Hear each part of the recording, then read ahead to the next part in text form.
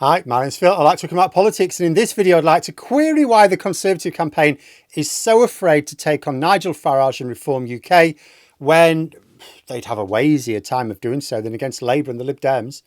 Now, I've said for some time, Reform UK is a monster of the Tories' own making. When Farage was originally leading the party, they were nowhere. Then the Tories gave them a lifeline in the form of asylum, a problem of their making, which they shined the media spotlight on, giving Reform UK much needed energy and direction. The original problem was caused by closing off safe routes, meaning the visible small boat channel crossings became newsworthy. Then, because claims weren't being processed properly, there was a backlog building up, so a need for more temporary accommodation, the hotels, more fodder for the news, more fodder for Reform UK. The Rwanda plan and all the rhetoric surrounding it effectively amounted to the Conservatives making it acceptable to describe vulnerable refugees as cynical criminals. And as all this went on, Reform UK started to gain more traction. They had plenty to say on this now newsworthy topic, and so the news gave them a platform. Their poll ratings went up, and now they are the difference between a pretty bad loss for the Conservatives and possibly being relegated to third place. The Tories also made mistakes in not making sure that the media treated them as if they would for any small political party startup. In fact, the Tories have allowed the media to break their own rules in promoting Reform UK. It's a stuff of madness. They should have been treated as largely invisible. The Tories have control of media guidelines, let us not forget. But mistakes were made. Lessons have not been learned. I think if the Tories had their time again, they'd do everything the same way again. But now that the campaign is here, and it is Reform UK who are responsible for the vast majority of the movement of Tory-leaning undecided voters, why is Sunak's team completely ignoring Farage and his party? Rishi Sunak this morning conducted another press conference where he talked about the Labour Party. Not how his government's going to make things better for people. And he's not attacking the party that he most fears. He's attacking Labour on policies that may or may not exist. They're spending all their time attacking Labour. And it's the most tragically hilarious ways they're doing it as well. It's having minimal cut through. And yes, there are easy lines of attack on Farage and Reform UK. Easy ones. Earlier this week, I talked about how Farage claims he spent £144,000 on a company to vet his candidates who did not do so. Embarrassing, because he's having to admit that none of his candidates are vetted. But Reform UK officially stated that they have very high screening standards, that their candidates are vetted to a very high standard. Now they're saying, oh yeah, none of them have been vetted. The Tories could have called out the lies here. It's all right, you blaming this company, but you said they'd been vetted and they haven't. But then it got even funnier. People check the company out. Their terms and conditions are clear. They're not a vetting company. They don't do vetting. They lease you the tools to do your own vetting, but they don't do it. So Nigel Farage paid a company that isn't a vetting company to vet his candidates, and now he's whining that this company, which doesn't do vetting, hasn't done his vetting. It's an absolute gift for the Tories to attack the basic competence of Nigel Farage, making him look like a bigger clown than Liz Truss. Then, when Reform UK published their manifesto, independent economists were all over it, saying the figures don't even come close to adding up here. I mean, there's always a bit of squinting with any party spending plans because they're based on what the economy is likely to look like in 5 years' time. But if you apply standard assumptions and the figures add up, then they add up. Reform's figures were so hopelessly out that Sam Coates of Sky just put it to Farage that this manifesto was deeply unserious, and Farage agreed. The Tories could have ripped it to shreds, didn't bother. And given where the Tories are now, like whatever reasons you think exist for them having wanted to avoid a direct confrontation with Reform, surely once you get so desperate that you realise you have nothing to lose, isn't that when you finally face your fear?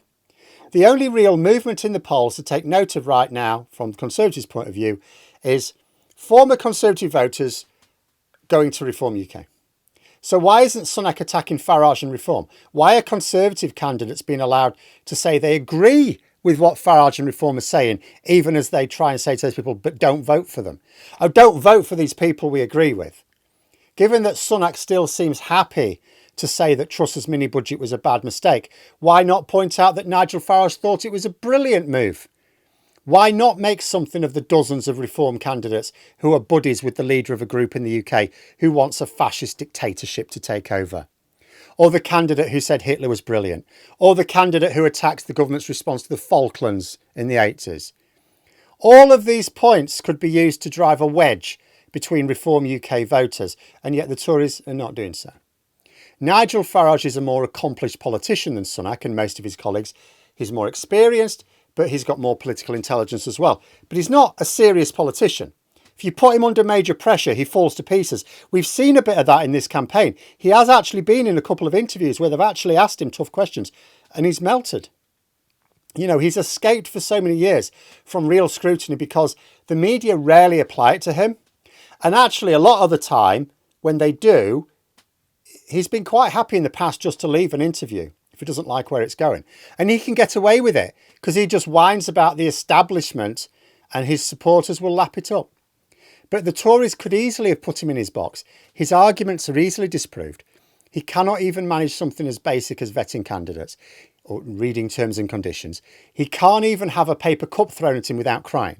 Now, don't throw things at politicians, by the way. Doesn't make any valid arguments, only helps them claim victim points. But the way Farage falls to pieces when the script isn't working out as planned is not actually very much different to the way Sunak melts down when it goes wrong for him as well. So what's the reason? You could argue weakness. Sunak may or may not be afraid of Farage. He's got no reason to be. But he knows there are many Farage cultists within his party. So you could get the argument some time ago that he didn't want to create unnecessary splits within his party.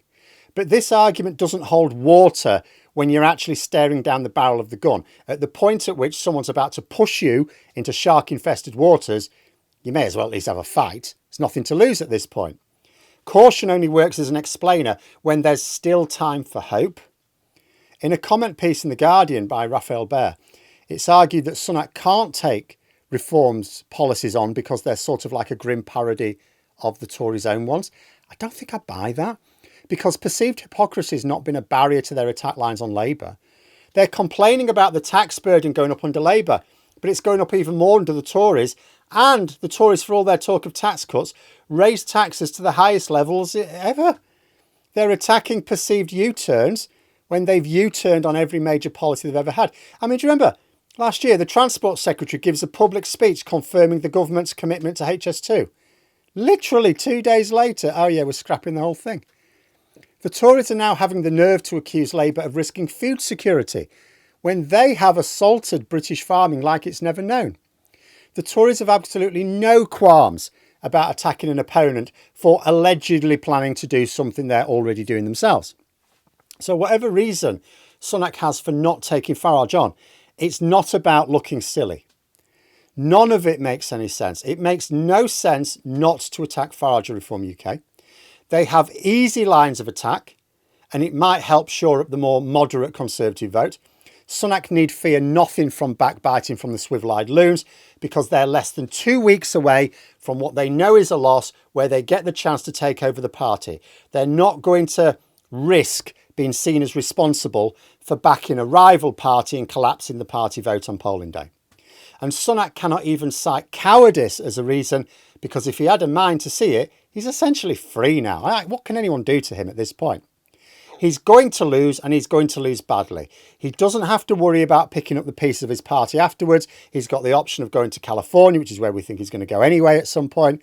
He's not going to be around. Like, even he claims he's going to remain in Parliament for the full Parliament next year, assuming he wins his seat. Let's say he did. Let's say he was actually for once telling the truth. And he said, look, I'll stay. I'm going to help. I'm sorry. I feel responsible. They'll tell him not to. They'll say, have you not done enough damage? The rest of his party would refuse his aid. They will want him to go, and go quickly.